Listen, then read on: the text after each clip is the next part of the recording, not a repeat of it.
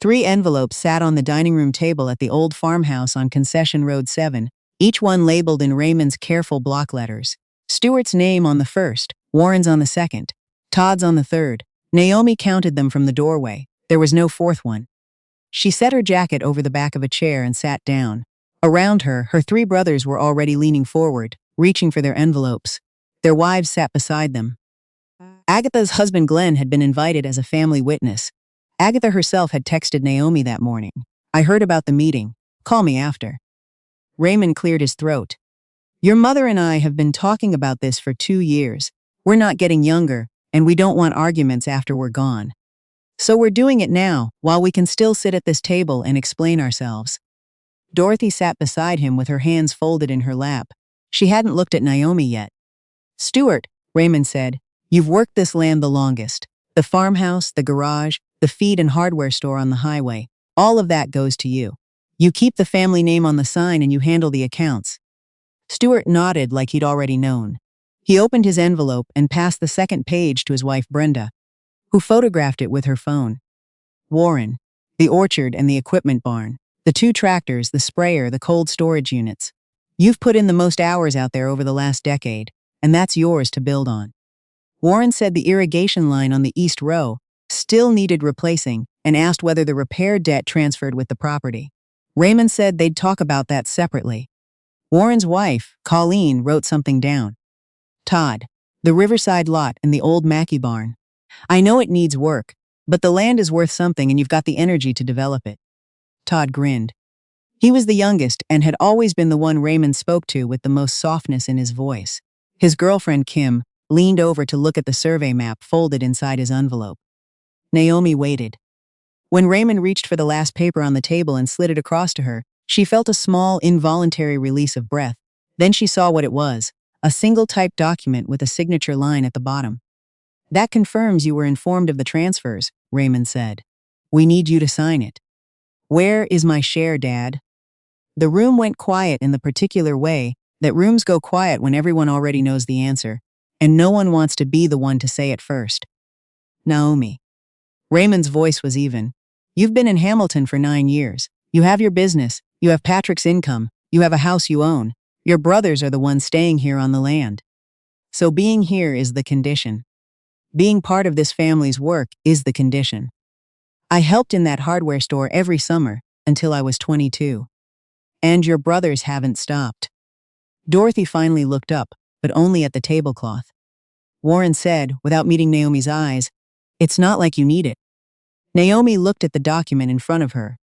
It was 1 page.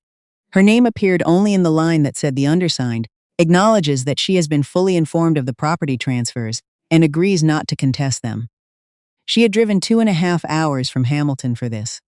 She picked up the pen she signed. She put the pen down. Raymond exhaled. Todd reached for the fruit bowl. Brenda started talking about the hardware store's weekend hours. Then Raymond said, "One more thing. Your mother and I have been thinking about where we'll live as we get older. The farmhouse is going to Stuart and Brenda, and Stuart needs the space for the business. We'd like to come stay with you and Patrick." Naomi put her hand flat on the table. "You just signed the house over to Stuart. Why would you come to me?" "Because Stuart has the business to run." Raymond gestured to his sons in turn. "Warren is out in the orchard most of the day. Todd's lot is nowhere near a hospital. You live in the city, close to the medical center, and your schedule is more flexible." "My schedule is not flexible. I run a catering operation with 7 employees. You're home by 6 most nights." "That is not the same as flexible." Naomi looked at her brothers. "How much will each of you contribute every month? If one of them needs to be in hospital, who takes the day shift and who takes the night?" No one answered. Todd said, "Nothing's happened yet. Why plan for worst-case scenarios?" "Because," Naomi said, "you just spent 45 minutes making sure every meter of the orchard fence and every acre of the riverside lot was written down exactly. If that's worth documenting, so is this." Stuart frowned. "There are parents, not a business contract." "Then tell me what you'll do, specifically." Silence again, the kind that had its own weight. Naomi looked at the document she had just signed. She had given up the right to contest a single thing. She had also, apparently, been volunteered for the role no one wanted to name out loud. "No," she said. I will not take them in place of all three of you. If we share this responsibility, 4 ways clearly in writing, then yes. But I am not doing this alone because I happen to live near a hospital, and you happen to find that convenient. Raymond stood. The chair scraped hard on the linoleum. We raised you. We're asking for one thing. You're asking me to carry what 3 sons won't, and calling it one thing. You make good money now, Stuart said. It's not like it would break you. Naomi picked up her jacket. The signing is done. I'll see you at Christmas. She drove back to Hamilton in the dark with the radio off. Patrick was still awake when she got home. He listened without interrupting. When she finished, he poured her a glass of water and sat across from her at the kitchen island. Did you think they'd give you a share? He asked. No, she said. I thought maybe a small parcel, the North Field, something. He didn't say anything else. He knew that wasn't really what she'd hoped for. 3 weeks later, Agatha called. She had been Naomi's food sciences teacher at Lakeview Secondary, and she still lived in the township. Your parents have moved out of the farmhouse, she said. Naomi set down the order she was reviewing. When? Last week. Stuart's son Brendan moved back after his separation. He and his wife want the front rooms for a home office and a studio. Stuart told your parents they could use the room off the garage while the renovation was happening. The room off the garage. Naomi knew that room. It had no insulation in the west wall. In January, it was cold enough to see your breath. Where are they now? Warren's. They arrived with 2 bags. Agatha paused. Your mother was coughing when I saw her at the pharmacy. She said it was nothing. Naomi called Dorothy that evening. Dorothy said she was fine, just a bit of a chest cold, and that she didn't want Naomi making a fuss. When Naomi asked if she was taking her blood pressure medication regularly, Dorothy said of course, and then changed the subject to ask about a catering order Naomi had mentioned at Thanksgiving. Naomi called Colleen 2 days later. Colleen picked up on the first ring and sounded like she hadn't slept. Your mother can't eat anything with chunks in it because of her back teeth, Colleen said. So I'm making a separate soft meal at every dinner, and she's up twice a night. Warren sleeps through it, but I can't. He's been out in the orchard since 5 every morning this week because of the irrigation problem. So in the end, I'm the one who gets up with her. How much are Warren and Stuart contributing each month? Colleen was quiet for a moment. That's not something I can speak to. How much are you asking from me? Another pause. $400 a month, for groceries and medication. Our household can't carry it on its own. Has Todd contributed anything? Todd came by on Saturday with a bag of apples. Colleen's voice was flat. Naomi asked for an itemized list of expenses. Colleen said she wasn't running a spreadsheet. Naomi said she understood, but that she wouldn't send a fixed amount to function as a blank check while her brothers sent nothing. She'd pay her quarter of documented costs directly to the pharmacy or the grocery account. Colleen said that sounded complicated. Naomi said it only sounded complicated because the alternative was her paying everything by default. The call ended without resolution. 6 weeks later, Todd took Raymond and Dorothy to the riverside lot. He said they could stay in the Mackey barn while he finished clearing it out. Temporary, he said. The main structure was sound. He'd put in a space heater. Naomi heard about it from Agatha. She drove up on a Saturday. The barn was large and drafty. Todd had cleared one corner and put down a foam mat under an inflatable mattress. There was an extension cord running from the barn's single outlet to the space heater. A cooler held food. The bathroom was a porta-unit 60 feet from the door. Dorothy was sitting on a folding chair with a blanket over her knees. Her ankle was wrapped in a tensor bandage. What happened? Naomi crouched down. I caught the edge of the mat in the dark. Dorothy waved her hand. It's just sore. How long ago? 4 days. Has anyone looked at it? Your father said it wasn't worth the drive. Raymond was standing outside the barn door looking at the river. He nodded at Naomi when she came out. He did not tell her to leave. That was something. Todd arrived mid-afternoon on his quad. He walked through the barn with his thumbs in his pockets, nodding like a man who had done something reasonable. I know it's not the Fairmont, he said, but the lot is finally cleared on the north end, and I can start grading next month. Once the foundation is in, we can talk about a proper suite. When exactly? Naomi said. End of summer, probably. That's 6 months. Maybe 5. Naomi photographed Dorothy's ankle before she left. She sent the image to the family group chat with one message. Mom's ankle has been injured for 4 days and has not been seen by a doctor. I'm taking her to the clinic Monday morning. Whoever is in the area should come. Stuart replied, thanks for the update. Warren sent a thumbs up. Todd sent nothing. On Monday, Naomi took Dorothy to the clinic in town. The ankle was sprained, not broken, but Dorothy's blood pressure was elevated, and the doctor wanted to adjust her medication and see her again in 2 weeks. Naomi paid for the visit and the prescriptions and kept the receipts. That night, she sat at the kitchen table with Patrick and a notebook. She can't stay in that barn, Patrick said. No. She can't go back to Warren's either, from the sound of it. No. Patrick pulled the notebook toward him and uncapped a pen. They worked out the numbers for a proper rental, something ground floor, close to the township clinic, accessible if Dorothy's mobility declined further. They worked for 2 hours. Before she went to bed, Naomi opened a contact she hadn't used in a while, Agnes Fournier. Agnes was a retired home care worker who had looked after Agatha's mother the year before she passed. Naomi sent a message asking if Agnes was available for day shifts. Agnes replied at 7 the next morning she was. Dorothy had her first stroke on a Thursday in November. Raymond found her when he woke at 6. She was on the floor of the barn, one side of her face slack, her left arm not responding to her own instructions. He called Warren, because Warren lived closest. Warren called the ambulance. By the time Naomi's phone rang at 7:40, Dorothy was already at the hospital in Simcoe. It was Stuart who called. His first words were, "She's stable. Get here when you can. And, do you have your credit card? They need the insurance information processed." Behind him, Naomi heard Warren say, "Did you tell her about the copay?" She did not say anything about that. She told Patrick what had happened, handed the morning's orders to her senior baker, and drove. She arrived at 10:15. Her 3 brothers were in the hallway outside emergency. Stuart handed her a clipboard with the insurance and billing forms before she had taken off her coat. "We left in a rush," Warren said. "None of us had the file." "I have the file," Naomi said, "because I'm the one who made the file." She completed the forms. She paid the copay. She collected the receipt.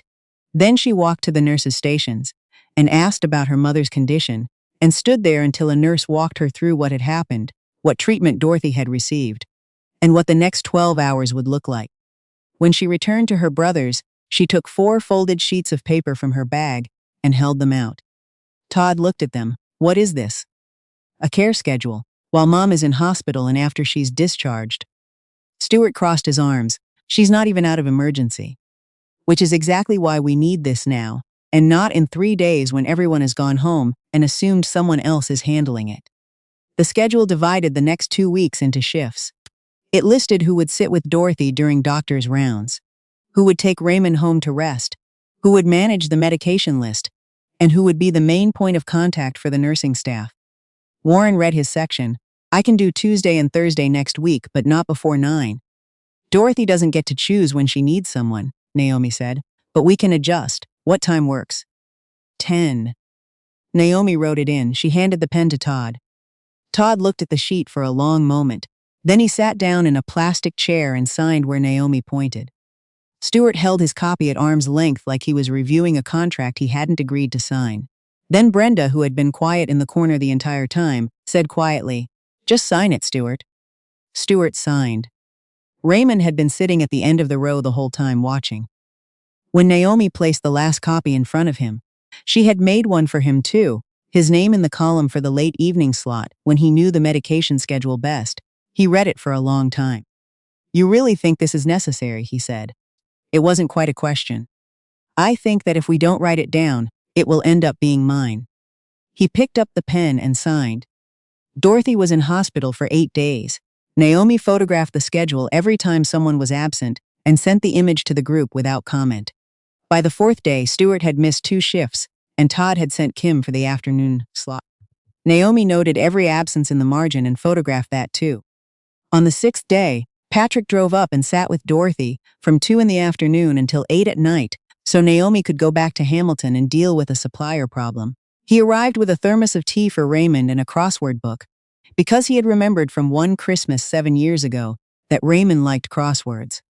Raymond didn't say thank you, but he worked the crossword, and when Patrick got up to leave, Raymond looked at him and said, "You're a decent man." Patrick told Naomi later. She didn't say anything. She lay with her head on his shoulder and looked at the ceiling. The day before Dorothy was discharged, Naomi drove out to look at a rental on Elm Street, 3 blocks from the township clinic. Single floor, no steps at the entry, wide bathroom door. The landlord showed her every room without being asked twice. The bedroom floor was level with the hallway. There was a railing along the wall that could stay. Agnes came with her. Agnes walked the space with the eye of someone who had done this before. The bathroom needs a grab bar on the left side, Agnes said. We can install one, the landlord already agreed. She'll need a non-slip mat, a bath seat, a handheld showerhead. I've ordered them. Agnes nodded. Day shifts, 7 to 4. I don't work nights, I don't cook for more than 2 people, and I won't manage anyone else's laundry. That's clear from the beginning, Naomi said. Your fee goes directly to your account. You won't be reimbursed. You'll be paid in advance on the 1st of each month. Agnes looked at her. You've done this before. No, Naomi said. I've just watched what happens when you don't. She signed a 6-month lease that afternoon and paid her quarter of the deposit. She sent the landlord's account information to the family group chat and asked each brother to transfer his quarter directly before end of day. Stuart replied he'd do it when he got a chance. Warren said he'd have to check the account. Todd said the property had cost him more than expected and asked if he could pay his share next month. Naomi replied, the landlord holds the house until the full deposit is received. If it falls through, I will note in this chat who didn't pay and we'll find another arrangement. All 3 deposits arrived by 4 o'clock. Dorothy came to the house on Elm Street, which was not home but which had a level floor and a grab bar on the left side of the bathtub, on a Tuesday afternoon. Warren drove. Naomi and Agnes were already there. Agnes had made the bed, placed a plastic chair in the shower, and taped the medication schedule to the inside of the medicine cabinet door. She showed Raymond how to help Dorothy move from seated to standing without pulling her weak arm. Raymond tried once and did it wrong. Agnes corrected him without making it awkward. He tried again and got it right. Naomi taped a second copy of the medication schedule to the wall beside the bed, each dose in large print and the time highlighted in yellow. Beside it she posted Agnes's number, the clinic's number, and all 4 of the children's numbers. She posted a 5th number too, Agatha's, because Agatha lived 6 minutes away and would answer on the first ring. When everyone else had gone, Naomi sat on the edge of the bed and helped Dorothy with a small cup of soup. Dorothy looked around the room. It's nice, she said. You did this. Agnes helped. You did this, Dorothy said again. Naomi didn't answer. The care schedule held imperfectly. Warren came when he said he would most of the time. When he didn't, he called ahead, usually. Stuart showed up for his shifts but rarely stayed the full time.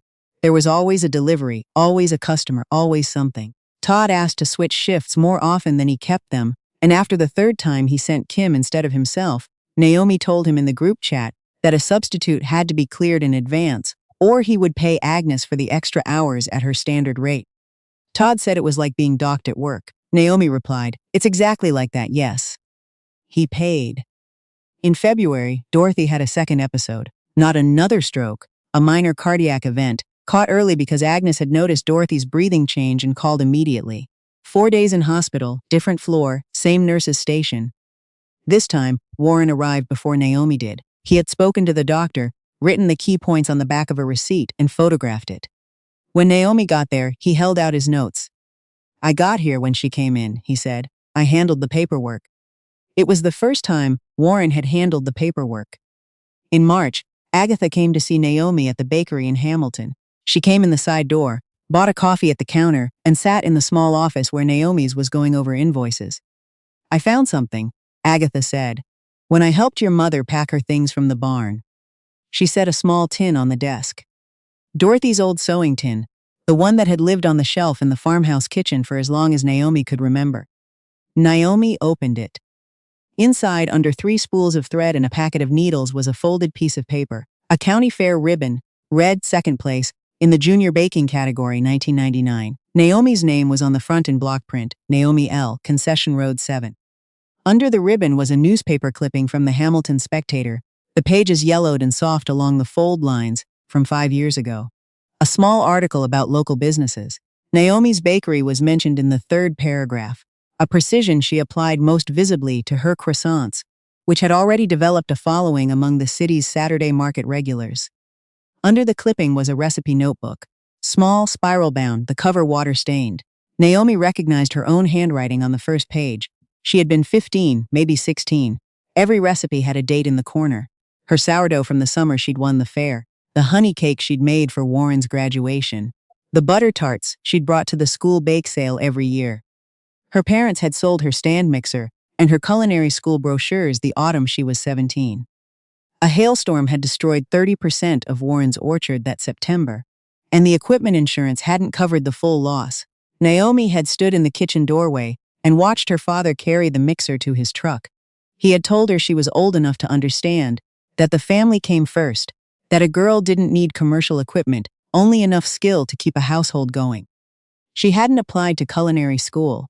She had moved to Hamilton with Patrick at 26 and found work in a bakery kitchen and taken night courses and started making croissants in their apartment before 5 in the morning. The notebook. Dorothy had kept the notebook. Naomi sat with it for a while without speaking. Agatha said, "She had it in that tin for at least 10 years, the ribbon longer than that." "Did she say anything?"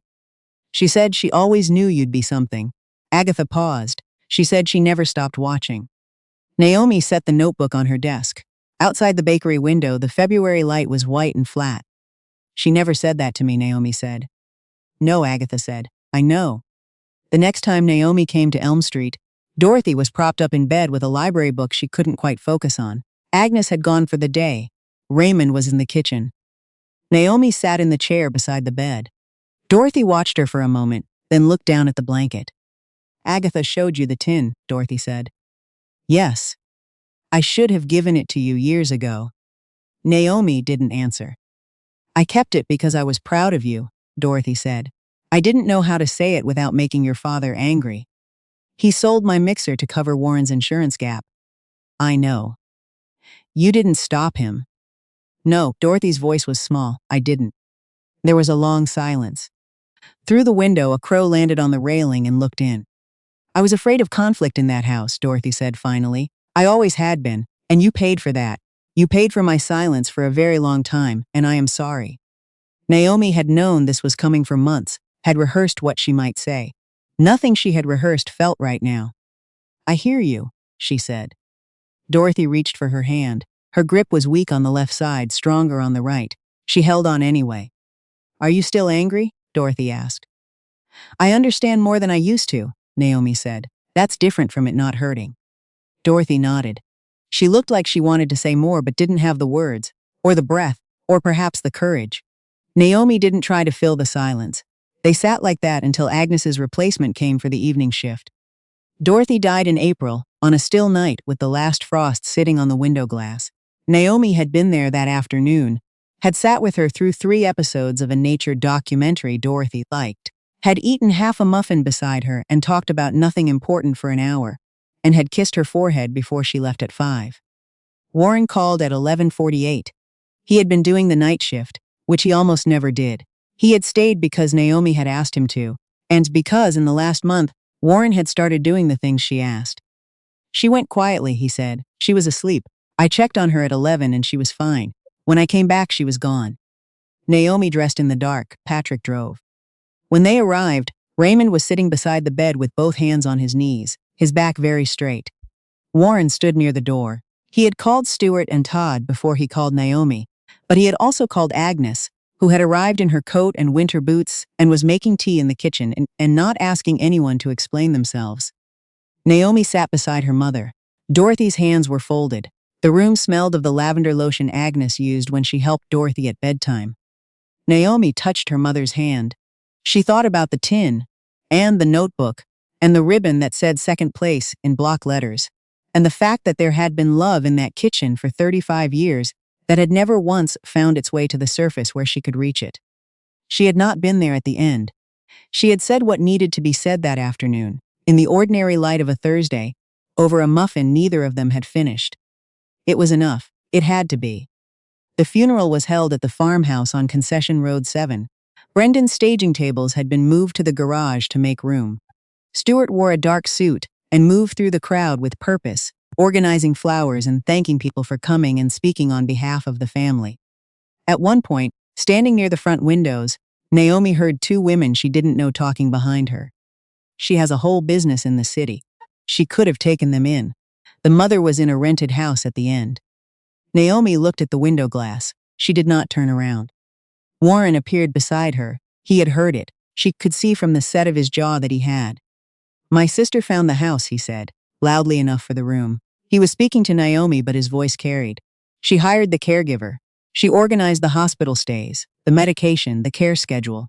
She did all of that while running a business, and without receiving a single acre of the property our parents left behind. Anyone who wants to judge how she handled it can start by explaining what they contributed. The two women went quiet. Naomi put her hand on Warren's arm. That's enough. He stopped. He looked at her. Mom knew, Naomi said. That's what matters. Later that afternoon, after most of the guests had left, Raymond asked Naomi to come to the back of the house. He opened a drawer in the old sideboard and took out the sewing tin. She wanted you to have this. Naomi took it. She already had the notebook. She'd taken it back to Hamilton months ago and repaired the spine herself. She hadn't put it on display anywhere. Some things didn't need to be displayed to be real. She also had, sitting in a small frame on her bakery counter since December, a ribbon her daughter had won at a regional young bakers competition at school. Red ribbon, first place. Her daughter was 12. Raymond looked at the tin in Naomi's hands. She kept those things a long time. I know. He was quiet for a moment. I shouldn't have sold your equipment. Naomi looked at him. It was wrong, he said. It was easier to take from you than to find another way. And that was wrong. The words were not eloquent. They did not give back the school she hadn't attended, or the years she had spent in other people's kitchens, earning half what she deserved. But Raymond was nearly 80, and he had been standing in this cold back room for 10 minutes, working up to saying something he had never said once in his life. I heard you, she said. 2 months later, on a Thursday when Raymond had come to Hamilton for a checkup, he stopped by the bakery.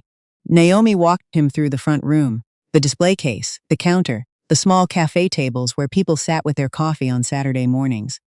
On the wall beside the entrance, her daughter's ribbon hung in a simple wooden frame. The girl's name, printed below the award description in small, neat letters. Raymond stopped in front of it. Your girl won this? Last November, regional competition. Raymond looked at it for a long moment. Then he looked at the frame, the placement, the way the morning light from the front window only half reached it. It should be higher, he said, where people see it when they come in. He was right. It was mounted at reading height. Most people looked past it. Naomi handed him a level and pointed to the spot above the door, where the wall was clear and the morning light fell strongest. Raymond measured twice. He drove the nail himself. His hands were not as steady as they used to be, but he took his time and he checked the level twice more before he was satisfied. When the frame was straight and he stepped back to look at it, he didn't say anything. He just stood there for a moment, with his hands at his sides, looking at his granddaughter's name in the light. Naomi stood beside him. Months later, Todd appeared at the bakery doorway on a Tuesday afternoon with his hat in his hands. The riverside lot had flooded in the spring thaw. The foundation of the Mackey barn cracked, the east corner half collapsed. He had taken a second lien on the lot to cover repairs, and the numbers hadn't worked. I need to borrow some money, he said. Not a lot. Enough to stabilize things while I figure out next steps. Naomi offered him a coffee. He sat down. How much do you still owe on the lot? He named a number larger than 3 months of her payroll combined. I can't lend you that, Todd. He looked up. You're doing all right. What I make goes to wages, materials, and the lease. I built this over 9 years with no help from anyone in this family. What I have is not extra money. I know that. I just thought because we're family. We are family, Naomi said. That's not the same as absorbing your losses. Todd put his hat back on. He sat for another minute looking at the table. He didn't argue. He didn't mention what their parents had given him or what Naomi hadn't received. He just sat with it. Before he left, he said the schedule. With Mom, I didn't take it seriously at the start. Naomi waited. You were right to put it in writing, he said. I made it harder than it needed to be. He stood. I'm sorry for that. He left without his coffee. Naomi carried the cups to the sink and stood there for a moment with her hands on the edge of the counter. Through the front window, her daughter's ribbon was visible from the street, red against the white wall, the name in clean letters below it, the morning light doing exactly what Raymond had said it would do. She had not reclaimed a single meter of land. She had not fought for the farmhouse or the hardware store or the orchard. None of that had ever really been what she was asking for. What she had asked for, in every room where the answer was silence, and every phone call where the line went carefully quiet, was the same thing she'd been asking for since she was 17 years old, standing in the kitchen doorway, watching her father carry her mixer out to his truck. The right to be counted. She counted now. Her name was on the lease, on the medication schedule, on the bakery signage above the door, on her daughter's registration form for the competition the girl had entered on her own, without anyone's permission, and won.